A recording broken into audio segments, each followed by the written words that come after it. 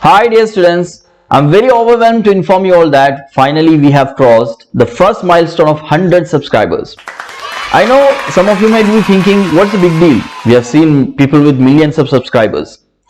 It is a big deal for me because within 2 weeks we have achieved this first milestone, and with your love and support we will achieve much more. So if you're watching and you have not subscribed yet, click on that subscribe button and click on the bell icon also. And share this video with all your friends and acquaintances even. There will be someone who is waiting to benefit from this. And if you like the work that I'm putting into it to provide free education, click on that like button also. And it's weird talking to a camera, so please communicate with me through the comment section. So without further ado, let's continue with NCERT read along of chapter number 1, electric charges and fields.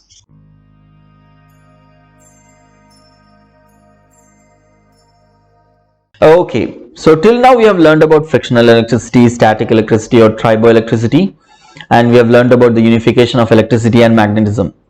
Now in this video we are going to learn about an apparatus named gold leaf electroscope. It is used to measure the amount of charge present on a body. Let's read on. A simple apparatus to detect charge on a body is the gold leaf electroscope. It consists of a vertical metal rod housed in a box with two thin gold leaves attached to its bottom end. When a charged object touches the metal knob at the top of the rod, charge flows onto the leaves and they diverge. The degree of divergence is an indicator of the amount of charge. So here we can see a figure of electroscope. So any charged rod will be touching this metal knob. So let's assume that the charged rod had positive charge in it. Okay, positive charge.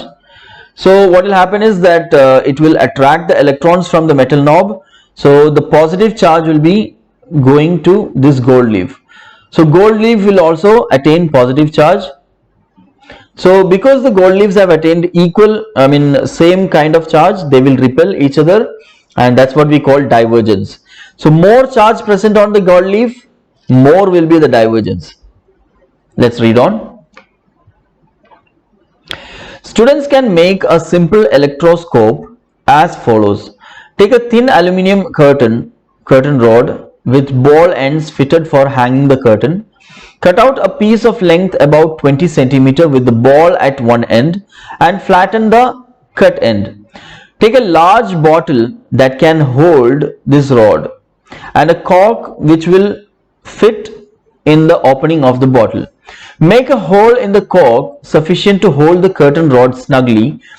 Slide the rod through the hole in the cork with the cut end on the lower side and the ball end projecting above the cork. Fold a small thin aluminium foil about 6 cm in length in the middle and attach it to the flattened end of the rod by cellulose tape. This forms the leaves of your electroscope. Fit the cork in the bottle with about 5 cm of the ball end projecting above the cork. A paper scale may be put inside the bottle in advance to measure the separation of the leaves. The separation is a rough measure of the amount of charge on the electroscope. So here they have shown a homemade electroscope. Instead of gold leaves, now you are using aluminium leaf, and it is taped here with a cellulose tape, and you have an aluminium curtain rod kind of thing which is here. This is the cork. It is snugly placed over here, and you have a bottle. So what is happening is the same thing. Here you see the rod which is positively charged. So when you touch this aluminium rod, the charge will flow and the entire thing will attain a positive charge, and here the aluminium foil will also attain the positive charge. So they will repel each other. They will repel each other. So that divergence is made. Now already there is a paper with some markings kept on the bottle, so you can measure the angle by which it has diverged.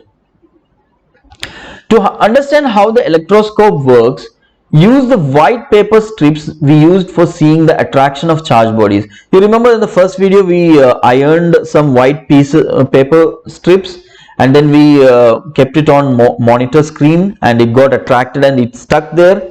So those kind of paper strips we can use for making an electroscope. Fold the strips into half so that you can you make a mark of the fold. Open the strip and iron it lightly. So you have this paper strip, you fold it, now you iron it lightly. So it will look, see, this is the paper strip, and if you fold it and iron it lightly, it will look something like this. Now what will happen? It will get charged, and it will get charged with the same polarity. So what will happen? Can you see these arrows? That shows that they are getting repelled. When you fold it into half, both the halves have the same charge, hence they repel each other. The same effect is seen in the leaf electroscope.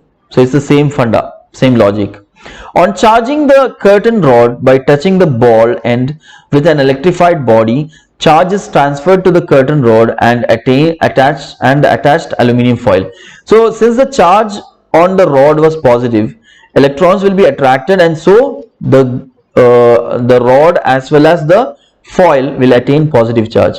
But if it was negative charge on the rod, then what will happen? The electrons will flow to the leaf, and still the divergence will be visible.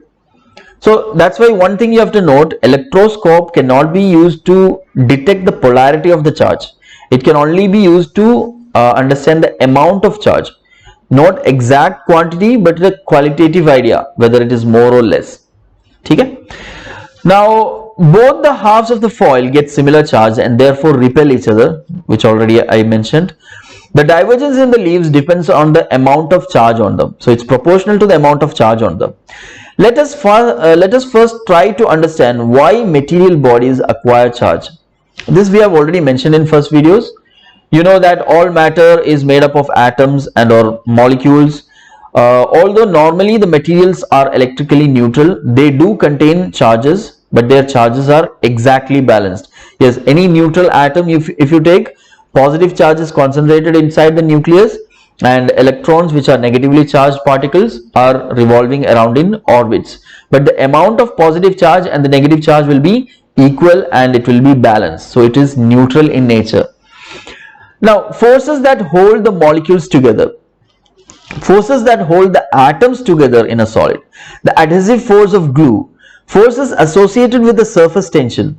All are basically electrical in nature, arising from the forces between the charged particles. This we mentioned in the last video also, when we discussed about the unification of electricity and magnetism. We discussed that all are electromagnetic in nature. We even discussed about friction and normal reaction force. All these are electrostatic forces which are coming into action. Thus the electric force is all pervasive, also mentioned in the last video, and it encompasses almost each and every field associated with our life. It is inevitable. Everywhere it is there. It is therefore essential that we learn about more about such a force. So till now we have understood that there is a force. Now in coming videos we will be learning about the equation which is relating the force with the charges, which is called Coulomb's law. To electrify a neutral body, we need to add or remove one kind of charge, mentioned many times. When we say that a body is charged, we always refer to this excess charge or deficit of charge. The excess charge or excess electrons that is achieved by a body, that's called negative charge, and deficit of electrons are called positive charge. In solids, some of the electrons being less tightly bound in the atom are the charges which are transferred from one body to the other. We learned that these are called valence electrons, which are very far away from the nucleus, and so they are not very tightly bound and it can escape from one body to the other.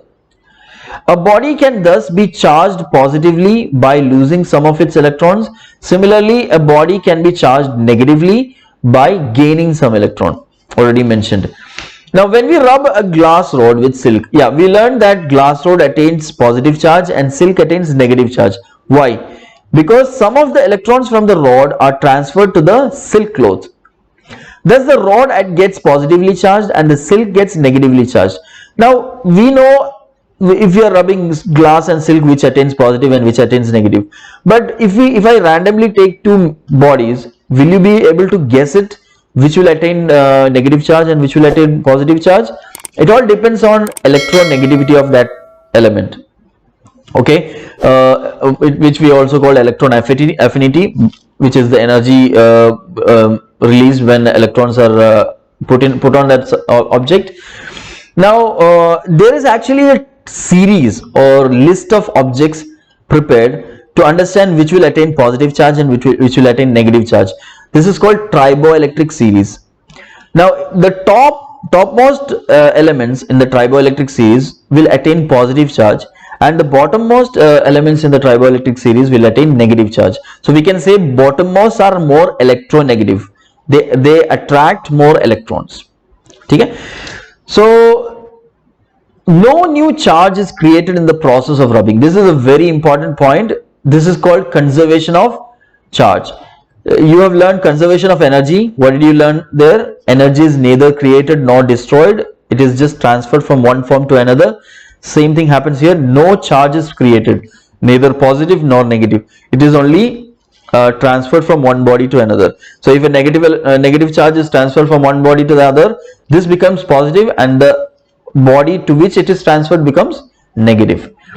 Also, so that means every time positive and negative charges are created in pairs. This is a very important point. Also, the number of electrons that are transferred is a very small fraction of the total number of electrons in the material body. There are millions of electrons in the body. A few of them are transferred during this process. Also, only the less tightly bound electrons in a material body can be transferred from it to another by rubbing. Therefore, when a body is rubbed with another, the bodies get charged, and that is why we have to stick to certain pairs of materials to notice the charging on rubbing the bodies. So I already explained, from the triboelectric series we can select different kinds of pairs to view or visualize this effect. So we'll continue from here in the next class. We'll learn about conductors and insulators. So until we meet again, happy physicsing.